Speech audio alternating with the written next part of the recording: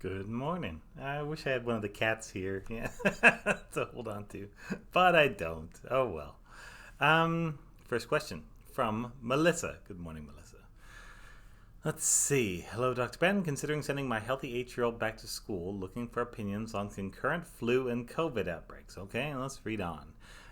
We always get the flu shot, but despite that, she always seems to catch flu virus at least once each year. Yeah, it may not be flu. There are, I counted them once. It's something like 40 viruses that routinely cause something that would feel just like the flu.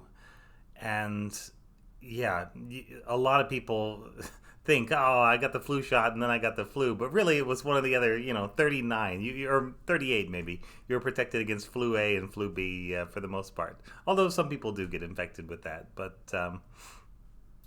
yeah, there's a lot of other stuff out there, really. Okay. So I know that normally she's at low risk for COVID health problems. Yeah, low but not zero, and risks that I would consider totally unacceptable in any other context. That's, yeah.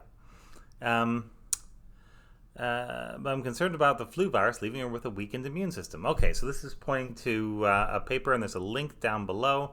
And the paper is about a new study in Nature that shows that the flu virus can attack B cells, which are the ones that make antibodies. So it can attack antibody producing cells that are attacking the flu virus, but only those ones.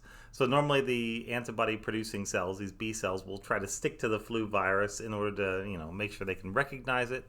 And the flu virus uses this as an invitation to enter and destroy those cells. So it's an interesting piece of work. I think it's probably preliminary to say that this is the total reason that we get flu or that flu makes us sick. It's probably part of the picture. We don't know how big a part yet, but yeah, it's real interesting. Yeah, nice paper. Yeah, so if you're worried about the flu knocking out certain B cells, it only knocks out the B cells that are going to be active against the flu. So flu makes you more susceptible to the itself. Yeah. It wouldn't necessarily hit the COVID antibody producing cells. The risk, though, the real risk is that I think most anybody who ends up in school is going to have a very high chance of picking up the virus, and then your 8-year-old daughter is going to come home every night, and that's how the rest of the family is going to get it. And I would imagine the family is connected to somebody else who may be older or maybe higher risk. And that's how those people are going to get infected. It's because of this one choice, and those are going to be the ripple effects of it. That's why I'm, yeah, that's why I, a person with a PhD, am advocating against school. No, advocating against going to school in person at the moment, while the USA has a runaway, out of control COVID problem. It's not going to get better by clustering young and susceptible children together. And yeah, the lowered risk you're talking about are that they may not die, but we are now learning that there are a lot of other risks that may be quite permanent.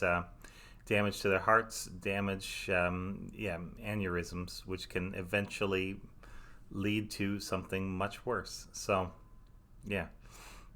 It's not the flu that I would worry about, and it's not necessarily the two together, although the two together are certainly going to be worse than either one of them. It's that in doing this, you give COVID entry to your home and to your social circle and to all your friends and relatives that you visit.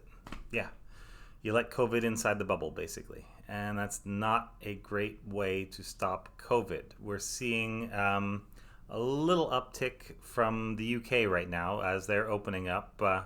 I'm hoping that's just a blip, but I very much doubt that that's a blip because they were on a nice, steady but slow downward trajectory. There we go.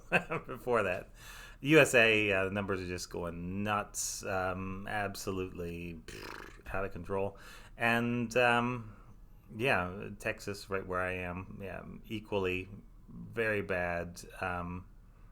COVID-19 numbers. And if anything, compliance is going down here, even as restrictions are supposedly tightening. It's kind of crazy. Anyway, those are my problems. Yeah, I would just say, yeah, if you have the option, this is not the safest option for your family's long-term health. That's all I can say, because I'm not the other kind of doctor. Anyway, thanks very much. This is Ask Dr. Ben.